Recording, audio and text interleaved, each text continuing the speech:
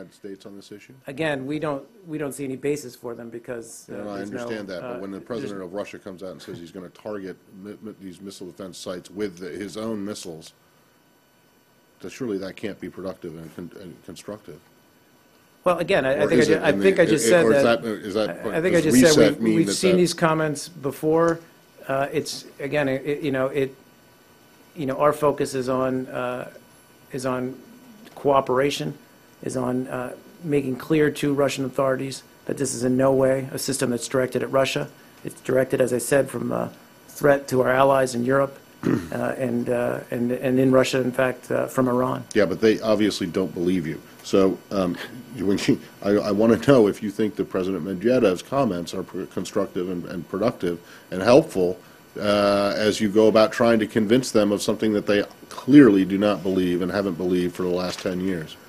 And I'll just respond by saying that we're going to remain committed to working with them and trying to engage them on missile defense. So reset means even if they threaten you with something like this, that you're still going to try and talk to them. Reset, as you know, means working constructively with Russia in the areas where we have common cause. Yeah, go ahead. Oh, sorry. Go ahead, Russell. Has anyone from this building or from New York talked to their Russian counterparts about the president's comments? I'm not aware. Sure, but let's go. Goyal had a question. I'll move over to you. On India, Governor O'Malley is leading a large trade delegation to India, week-long. And just this week, Prime Minister and President met in Indonesia and also on trade. So much going on between the U.S. and India as far as trade is concerned. But I'm asking, as far as governor's trade mission is concerned to India, and diplomacy here, is he carrying any kind of special message, or was he in touch with the State Department for his mission leaving today? It wouldn't.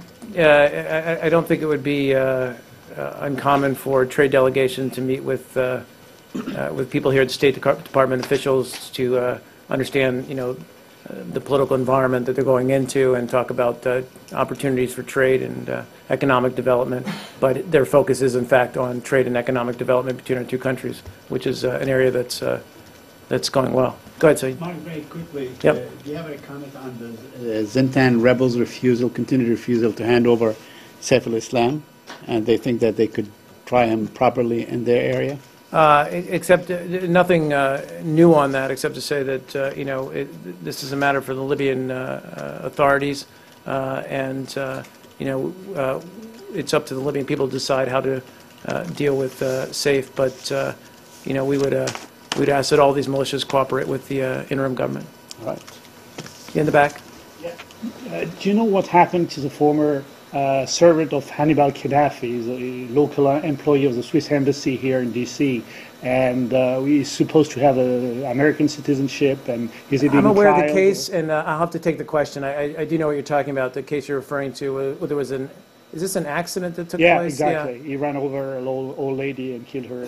Well, yeah, there was an investigation. Let me take the question and get back to you. I'm not sure how that was resolved. Yep.